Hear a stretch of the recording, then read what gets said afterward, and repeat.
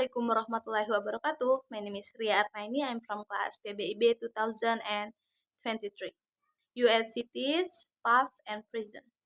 Dr. Charles Adrian, a political science professor at the University of California at Riverside, has made a 20-year study of the problem of American cities. The result are present in a book called History of American City Government 1775 to 1870. Number one, the problems of the nation cities: pollution, crime, riots, a lack of planning, transportation are bad, but they were worse in the so-called good old days. According to Dr. Charles Adrian, he gives pollution from automobiles as one example. He agrees that it might be bad now, but he states that there was a lot of pollution from horses and other animals in American cities in the 19th century. Number two, most cities had their own slaughterhouse where cows and pigs were killed a century ago. They were careless about throwing out the remains of the animals and that sort of thing. He said, and the sewer system for waste disposal was almost non existent. Number three, some of the problems that bothered people living in the cities during that period are still with use poor planning. Problem in low-income neighborhoods, police relation, and public transportation. Number four, pollution was a very important problem for cities' government in the last century, particularly with regard to water supply.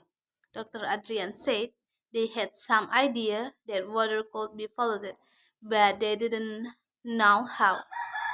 Trying to get pure water was a big problem. Number five, people like to talk about the good old days, but actually, the cities of the 19th century were dirty and, in many ways, filthier than today. Communicable disease was a great concern. There was still smallpox and also yellow fever, malaria, cholera, and typhoid. The infant death rate was high, and there were other dangers as well. Number six, it is true that people were not being killed by cars. However, they often were killed or seriously injured by runaway horses. It was quite common, Dr. Adrian said. Number seven, crime was a great concern then too, according to Dr. Adrian. Mugging was not as common then. He said, but it did exist. Pickpockets were very skilled too, also from the 1830s on. There were a lot of summer ghetto riots.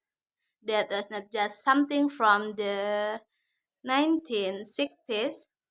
There were several causes, but basically it was because many people moved to the cities from rural areas. Number 8, planning of cities and their neighborhoods was controlled by land speculators and real estate developers who were only interested in making money. Number 9, finally, Dr. Adrian thinks that the situation and problems facing American cities have not changed so much.